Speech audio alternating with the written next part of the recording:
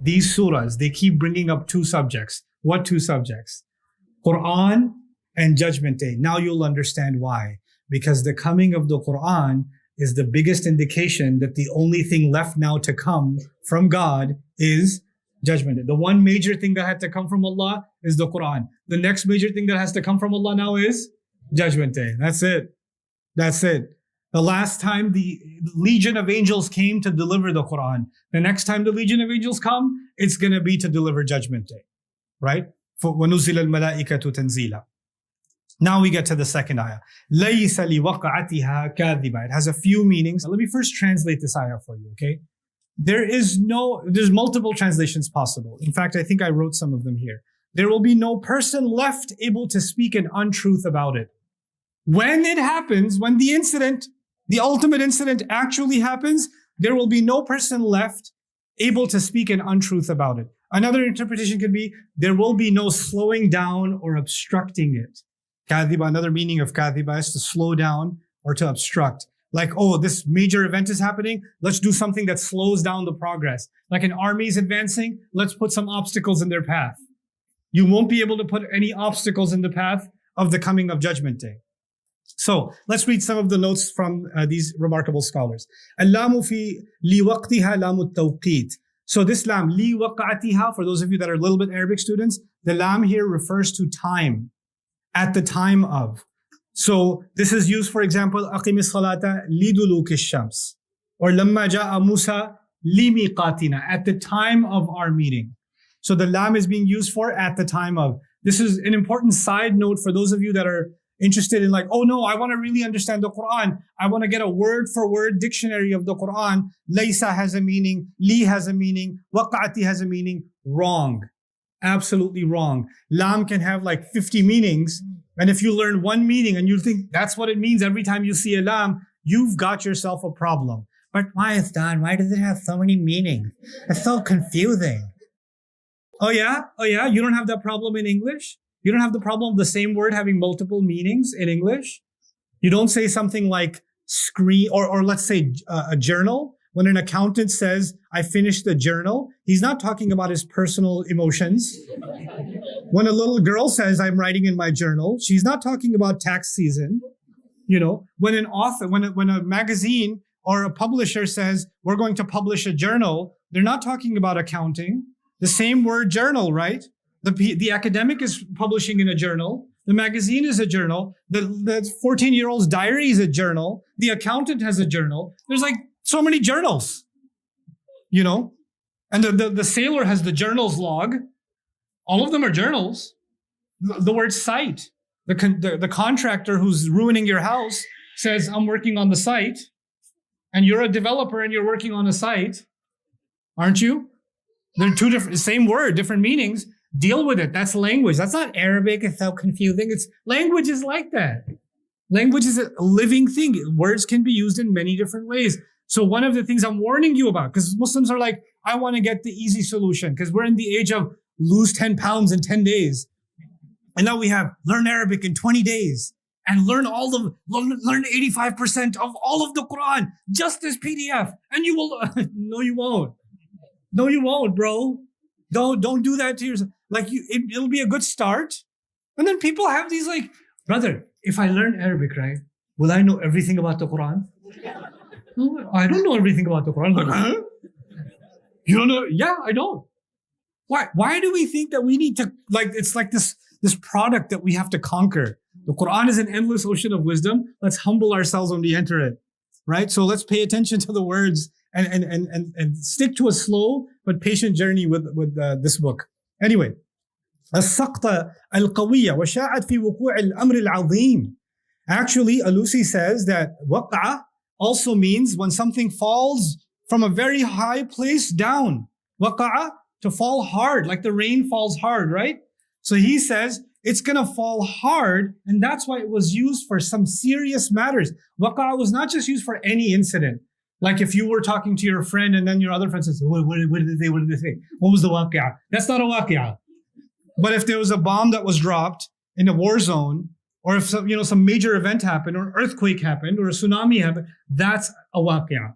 Serious incident, some really heavy thing that falls. وَقَدْ تُخَصُّ بِالْحَرْبِ.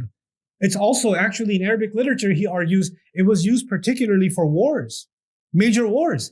As if by using the word al-waqi'ah, Allah is saying Allah is bringing His war to His enemies, people who rejected Him, that wanted to declare war on Him, right? He says, okay, you've had your turn to wage your war on me, my turn. This is my war back with you. So the word waqi'ah is scary in that sense. وَلِذَا عُبِّرَ هُنَا إِشَارَ إِلَىٰ أَنَّهَا تَقَعُ دَفْعَةً وَاحِدَةً. See the waqa'ati, the ta in waqa'ati, is the word is falling. The ta means it's going to happen one time. Like the enemies of Allah take these little jabs, right? They take thousands and thousands of little jabs, and Allah does not respond. And then Judgment Day, Allah is going to respond how many times? Once. One and done. One and done. You know? So this is the description is showing you the power of Allah's response compared to what we think are massive, monumental launches of attacks against Islam or against Allah. Like, oh my God, you know what they're saying? You know what they're doing? Calm down. It's just flies buzzing around. It's okay. It's a waqi'ah coming. Don't worry about it. It's okay. The Quran puts the believer at ease with these ayat. لَيْسَ لِوَقَعَتِهَا إِشَارَةً إِلَّهَا تَقَعَ actually did that. So, ismu fa'il. One meaning of it is, لَيْسَ لِوَقَعَتِهَا كَاذِبًا. When that day comes, then nobody will be left there's nobody left who's unconvinced, who can say an untruth. Nobody's going to stand there and say, yeah, still don't believe it. I don't think this really happened. This is a really good meta, VR. Even the heat, it's real, feels real. Nobody's going to do that. And nobody's going to be talking like that. Even Allah says, أَلَيْسَ هَذَا بِالْحَقِّ. Is this real or what? There's a question on Judgment Day. Is this real or what? Because some people kept saying this isn't real, right? Other people are not convinced. وَجُوِّزَ أَيْضًا أَنْ كَوْنَ كَاذِبًا مَصْدَرًا بِمَعْنَى التَّكْذِيبِ. So this leads me to another really interesting thing. I want to drill this in your heads. Those of you that are going to be listening to recordings, we're going to hear me say this over and over again because I want some concepts drilled in your head. I want to teach you something about the word kadhib or kizb, lying, and what the Arabs say about this word. When the temperature is really hot, burning hot, and finally it cools a little bit, they say kadhab al-hur. The temperature broke. When your eyes aren't working the way they should, you're blurry in your vision, and you can't exactly see, right? Then they say kadhab al-ayn. The eye is not doing what it's supposed to. It's getting weaker. Kadhab al-sayr. When you're traveling, and you're walking, but you're wobbling in your walk, or you're like kind of falling on every step, then they say you're doing kadhab in your walk. When the animal, some animals move quickly, but if an animal is moving slowly, jara shawtan, thumma waqaf, walks slowly, then looks around, then walks a couple of steps, then looks around like a squirrel, looks around like a deer, walks a little bit, then checks if I thought I heard something. But it doesn't have smooth movement. That's actually called kadhab also. All of it boils down to one thing. The word kadhab has to do with dropping intensity. Something was moving and it dropped, the temperature dropped, the eye dropped in its intensity of sight. The people couldn't travel. In fact, when a group of people are traveling and they can't afford to travel anymore, they say kadhab al-qawm as-surah. In fact, kadhaba was also used for being a coward. Ma kadhaba, he wasn't a coward. Like he didn't falter. So why is this important? Because all the words in Arabic for truth have to do with toughness and strength. And the word for lie has to do with softness and weakness and breaking stamina. That's what it has to do with. And slowing down. So part of the meaning here, لَيْسَ لِوَقْعَتِهَا كَاذِبًا, is then there's not going to be anything that can slow this day down. Like it's getting really hot. Can something break this temperature a little bit? Can this come down in intensity a little bit? How long will this last? Because when human beings experience a storm, an earthquake, a thunderstorm, whatever, then they're like, it's going to be over soon. It's going to be over soon. The temperature's going to break. The storm's going to pass. This storm ain't passing. It keeps on going and going and going. لَيْسَ لِوَقْعَتِهَا كَاذِبًا.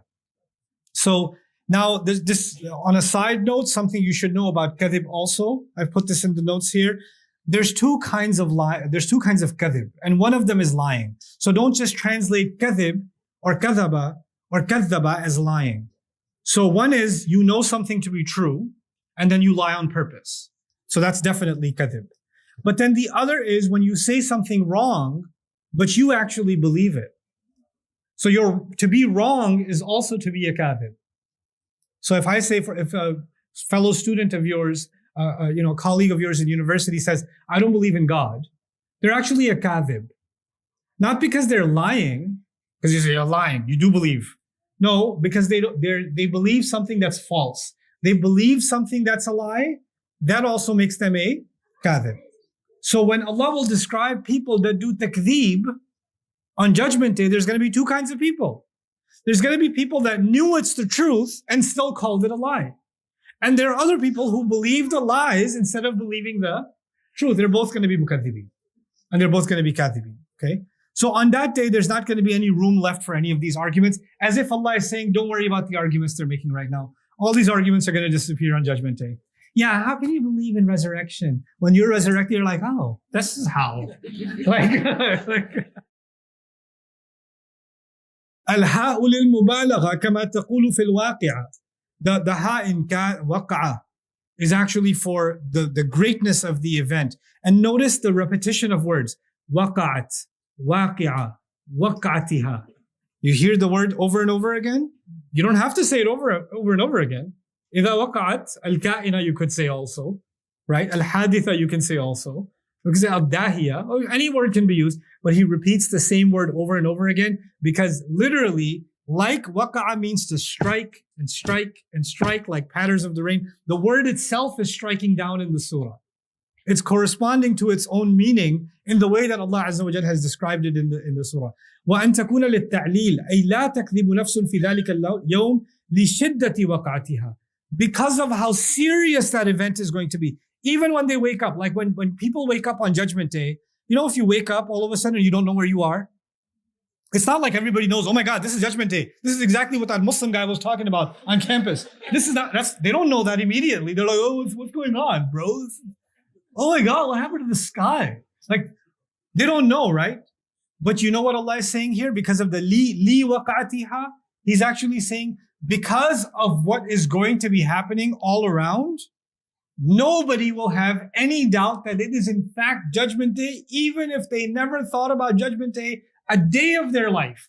They never cared about it, heard about it. When this happens, they will know it's Judgment Day just because of how intense it is. Oh my God, this is Judgment Day. Even though I never really read up on anything, I know now full well this exactly is Judgment Day. SubhanAllah. Like all of that distraction and all of that doubt and all of that agnosticism gone in a split second. No philosophical arguments needed. Nobody's even asking what's happening, what's going on. لَيْسَ لِوَقَعَتِهَا كَاذِبَةٌ خَافِضَةٌ رَافِعَةٌ. What an ayah, man. This ayah. خَافِضَةٌ رَافِعَةٌ. خَافِضَة means lowering. رَافِعَة means elevating. Okay? So let's dig into both of these words. The first word is خَافِضَة. It comes from خَفْض. الْخَفْضُ الْمُطْمَئِنُّ مِنَ الْأَرْضِ. Depressed land. Depressed land doesn't mean sad land. It means low elevation. Yeah? Depressed land. It is considered the antonym of rafa, high land. Humbling a camel down. When the camel's head is put down, they say at-tafkhid, at-takhfid.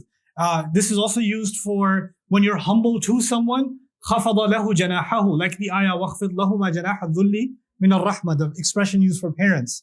To humble yourself, to lower yourself. So the first meaning is something, this day itself, the waqi'ah is going to be a khafidah. So waqi'ah is feminine, khafidah is feminine. So khafidah is a description of waqi'ah. So then what this means is that day is going to be something that brings down. And then rafi'ah means the easy meaning. Rafi'ah means elevation. So it will bring down and it will elevate. Okay, or it will humble and it will honor. Because khafd also means humbling, right? So it will humble some people and it will honor some people. So let's see how Alusi and some others talked about this. تقديم الخفض على الرفع رفع لتشديد التهويل. He says lowering was mentioned before elevating to make us scared. Because elevating is positive and lowering is negative. He started with the negative. أو بيانا لما يكون يومئذ من حط الأشقياء إلى الدركات ورفع السعداء إلى درجات الجنة. Allah. He says, or Allah is describing that day how people that are miserable are going to keep getting lower and lower and lower and lower on Judgment Day. And people that believed are going to be happy, and their happiness and their joy is going to keep on what? Elevating. So as the moments of Judgment Day pass, every moment passing increases their happiness.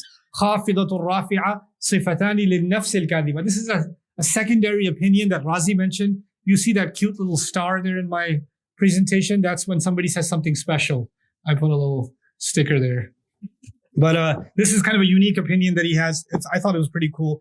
He says these are describing not the day of judgment. The lowering and the elevating is not describing Judgment Day. It's actually describing kadhiba, the person who was no longer able to lie. Remember the second ayah was, nobody will be able to lie on that day. No one will disbelieve on that day.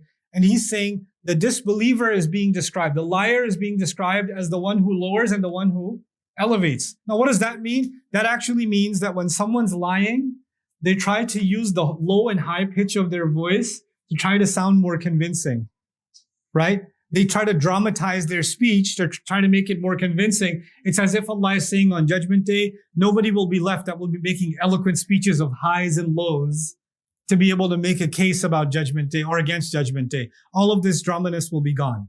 والخفض والرفع يستعملان عند العرب في المكان والمكانة والعز والمهانة.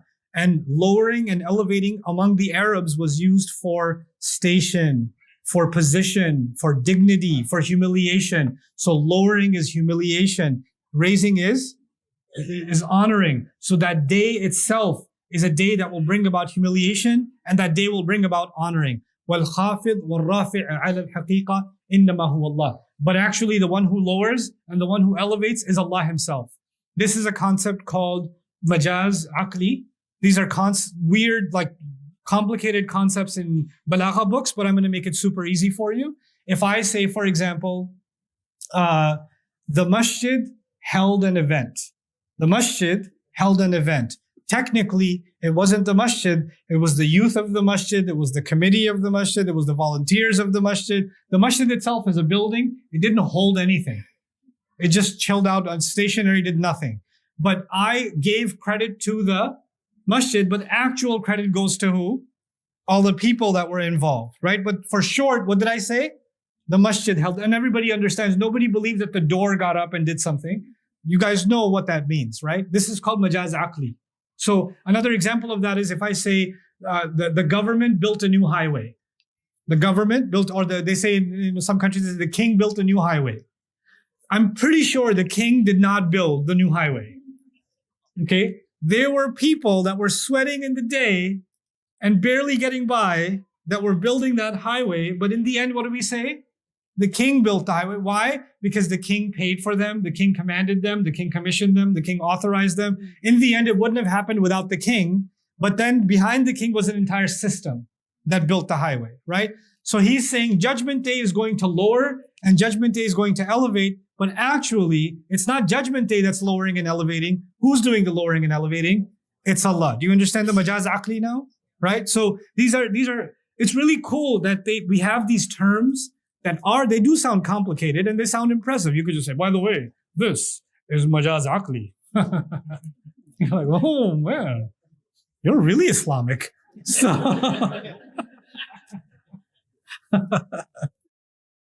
anyway, before I let you go, I'm going to share some thoughts with you. These are not from tafseer. These are my own. Sometimes I add my own comments. Sometimes I say them. Sometimes I add them in my notes. This is one of those cases. How exactly is Judgment Day elevating or lowering and elevating? وَيَسْأَلُونَكَ عَنِ الْجِبَالِ فَقُلْ يَنْسِفُهَا رَبِّي نَسْفًا فَيَذَرُهَا قَاعًا صَفْصَفًا. They ask you about the mountains. Tell them Allah will bring them down as low as they can go. So Allah is bringing down what on Judgment Day? Mountains, and He will make them flat. And then He says, وَإِذَا الْبِحَارُ فُجِّرَتْ. When the oceans explode. When the oceans explode, where's the water going? Up. The mountains are coming down and the oceans are going up. I'll break the surprise for you now. This surah is a twin or a pair with which surah? Surah Al-Rahman. Surah Al-Rahman will describe something that will help us understand this. Surah Al-Rahman says, يُصَلُّ عَلَيْكُمْ أَشْوَاظٌ مِّن نَّارٍ وَنُحَاسٌ فَلَا تَنْتَصِرَانِ. Basically, Surah Al-Rahman is describing there are going to be metallic, burning meteor showers on Judgment Day. Meteors are going to start falling on earth relentlessly until it will look like the entire sky is torn open red. You will only see red in the sky because burning meteors will fill the sky up as they fall on Judgment Day. Now, as they fall on Judgment Day on a mountain, the mountain keeps getting bombed. What's happening to the mountain? It's getting flat. And when these burning meteors are falling into the ocean, crashing into the ocean, what's happening in the ocean? إِذَا الْبِحَارُ سُجِّرَتْ. When the ocean boils over. So the surah itself these surahs are starting to put pieces together of that scene, right? One little hint here, and the image is starting to become complete. خَافِضَةٌ رَافِعَةٌ. يَوْمَ تَشَقَّقُ السَّمَاءُ بِالْغَمَامِ وَنُزِّلَ الْمَلَائِكَةُ تَنزِيلًا. Allah says, when we tear the sky open through the clouds, and the angels will be sent down. So what's coming down? What's being brought down? The angels. إِذَا الْقُبُورُ بُعْثِرَتْ خُشَّ عَنْ أَبْصَارُهُمْ يَخْرُجُونَ مِنَ الْأَجْدَاثِ. People are coming out from their graves. People are going up out of the ground, buried deep within. We don't even know how many people are buried 200 feet below this building right here. You know how far down people dig nowadays for archaeological digs? 100 feet, 150 feet, 200 feet, and they find graves. And guess what's happening on Judgment Day? All those deep within, sunk within the mountain, sunk within deep inside the ground. All of those dead are going to rise. Rafi'a. The arrogant will be brought down. وُجُوهٌ يَوْمَئِذٍ عَلَيْهَا غَبَرَةٌ. Their faces will be filled with dirt. Dirt is down. تَرْهَقُهَا قَتَرًا. On the other hand, فَالْيَوْمَ الَّذِينَ آمَنُوا مِنَ الْكُفَّارِ يَضْحَكُونَ عَلَى الْأَرَائِكِ يَنْظُرُونَ. Judgment Day, believers are going to be laughing at disbelievers sitting on high, lofty couches. وَالَّذِينَ اتَّقَوْا فَوْقَهُمْ يَوْمَ الْقِيَامَةِ. People who had taqwa will be above them. So disbelievers are brought low. People of taqwa are brought high. خَافِضَةٌ رَافِعَةٌ. He says, إِذَا الْعِشَارُ عُطِّلَتْ. When the camel that was about to give birth to a baby camel, which is the most expensive thing an Arab had, was a camel and a she-camel, right? And especially if she's pregnant, he's doubling his money, right? So imagine having a Ferrari that gave birth to a Ferrari. Like you can't have that, right? But people will leave the Ferrari, keys, ignition in the car, keys running, and they'll walk away from it. They'll leave their Rolex collection just lying on the garage and walk away from it. The Chanel bag will be under somebody's truck, and then nobody cares anymore. No, nobody will care. None of these things will carry any value anymore. There'll be diamond stores. The window will crash. All the diamonds will be spread out on the street. Not one person picking them up. People running right past them. Right past them. The same store, the moments before Judgment Day, people looking inside like, oh my God. How much? Value, what we think of as value will be brought down. The things that we used to value will be brought down. They will have no value anymore. The value came down. And the things that people didn't value are going to be brought up. A good deed, a smile, a kind word, silence, patience, prayer, dua, charity, things that nobody valued. Things that, so what? What do they accomplish? Trying and failing, trying for the sake of Allah and failing, nobody values trying. People only value results. But those those attempts will be elevated. Inna kitab al-abrari lafi illiyin. The people of the book of good people is going to be in the highest ranks. Illiyin. They're going to be raised. Evil deeds are going to be brought down. ثُمَّ رَدَدْنَاهُ أَسْفَلَ سَافِلِينَ إِنَّ الْمُنَافِقِينَ فِي الدَّرْكِ الْأَسْفَلِ. The lowest pit of the fire. نَجْعَلُهُمَا تَحْتَ أَقْدَامِنَا. Give us our old people that misguided us. We want to put them under our feet. And what does Allah say about believers? من يأته مؤمنا قد عمل الصالحات فأولئك لهم الدرجات العلى. Whoever comes to comes before Allah as a believer and that had already done some good deeds, then those are the people that will have high ranks. خَافِضَةٌ رَافِعَةٌ. Two words. And then look at how much is captured inside them. Like he says, يَوْمَ يَفِرُّ الْمَرْءُ مِنْ أَخِيهِ وَأُمِّهِ وَأَبِيهِ وَصَاحِبَتِهِ وَبَنِيهِ. A person will run from their brother, mother, father, spouse, children. They'll run away from all of them because they're like, there's something more important. I don't care about any of you. شَأْنٌ يُغْنِيهِ. There's a situation I got right now that makes me not care about any of you. On the other hand, يَوَدُّ الْمُجْرِمُ لَا يَفْتَدِي مِنْ عَذَابِ يَوْمِئِذٍ بِبَنِيهِ وَصَاحِبَتِهِ وَأَخِيهِ وَفَصِيلَتِهِ الَّتِي تُؤْوِيهِ وَمَنْ فِي الْأَرْضِ جَمِيعًا. A criminal will come before Allah on Judgment Day. Allah says he will try to ransom. What can I pay you? Ya Allah, just what can I pay you to be saved? Here, take my children. Okay, take my wife too. Take my brother. Take my extended family. Take my mom, take my dad, take my brothers, take my sisters, take my kids, take my nephew, grandson, take everybody. You know what? Ya Allah, just this rest of the population of the earth, take them. وَمَنْ فِي الْأَرْضِ جَمِيعًا. Take everyone on the earth. Ya Allah, let them burn in hell. Can I go? I offer you. Yeah. وَمَنْ فِي الْأَرْضِ جَمِيعًا ثُمَّ يُنْجِيهِ. You know what's happened? Everyone you loved, not just everything you loved, everyone you loved, their value is brought down. The people ask all kinds of fun questions. Like some ladies have a lot of concerns about men having, hur in Jannah. There's going to be hur in this surah. Sorry, ladies. Right? And they're like, my husband, if he's going to have hur, then... Listen, you're going to stop caring about him starting you don't even have to wait till Jannah. Starting Judgment Day, you won't care. You'll be free from this concern. Right?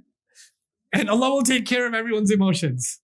But here Allah describes the things that we value so much now. And we say dramatic things.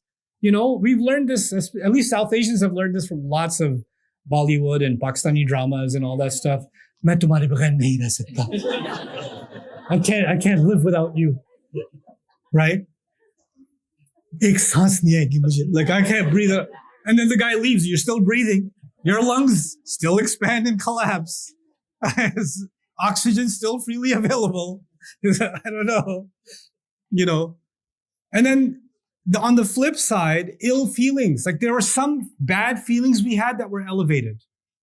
Like you had a grudge with somebody. That was elevated. There was a conflict. You could never fix it. Every time you tried to fix it, it got worse. Allah says, وَنَزَعْنَا مَا فِي صُدُورِهِم مِّنْ غِلٍّ إِخْوَانًا عَلَى سُرُرٍ مُتَقَابِلٍ. We will yank out all the bad feelings they used to have. Those feelings are being brought down, and the good feelings are being brought up. خَافِضَةٌ رَافِعَةٌ. So this is just a little bit of an introduction to 3 ayat of the surah.